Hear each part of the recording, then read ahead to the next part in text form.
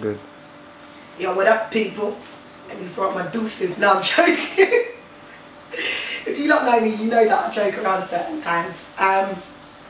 It's me. Do I need to introduce myself? Allow me to introduce myself. My name is Ash. No, I'm joking. Alright, then we're really starting this now. Shout out Redford, you know, being my unofficial videographer. And all my kings that inspired this piece. So here we go. Gods of the earth. While I am in love with the greatness of my femininity, I'm far from a feminist.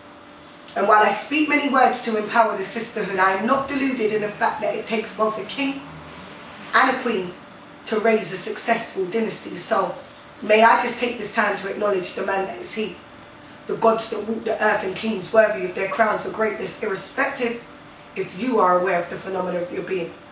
I send a round of applause to your fine chocolate form while my eyes delight in the pleasure of your finesse. I love all of you, regardless if you're rocking dreads, plaits or a barlet. Let me take this time to salute all you generals and emperors holding it down, because even though society attempts to belligerently strip you of your crown, your capabilities still shine through. You see, in my eyes, no matter how they attempt to tarnish you, you will always represent the truth. And I have to raise a chorus to that natural characteristic you have that has been branded as swagger, because before you could even walk, you were adorned in air of valor. My kings, I watched you grow from princes, and I admire how you transpired from boys to men. And since I'm on the subject, may I just interject with the fact that I love your intellect, the way you can effortlessly soothe me with that deep dark baritone. And I am particularly fond of the way you manage to envelope me with the stratifications of your words. I told you previously of the way they captivate me and acknowledge their power.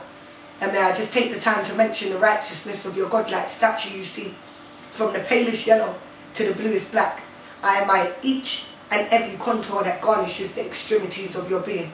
And I will shout it from the rooftops and testify to the perfections of the glorious male new being. You see, I appreciate that Martin marched while Malcolm did things by any necessary means, and I hold a clenched fist high for Huey and Bobby, but I'm humbled by the 27 years Nelson waited to be free.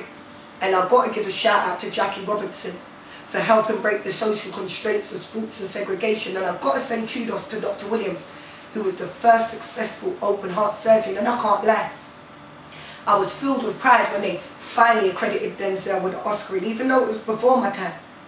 I've got to pay homage to the fat Ray Charles won a Grammy for his tales about Georgia, and I could talk for hours on the marvel of your charms and still not venture into the depths of my admiration. I feel honoured to be in your presence, and my only aspiration is that I'm gifted with my very own king, because only then can I show my true appreciation and continue the legacy of the many greats that came before him. So may I just raise a toast to boast in the excellence of the gods that walk the earth, for in my eyes, irrespective if you are aware of the phenomena of your being, your value far exceeds your worth. Cheers, mate.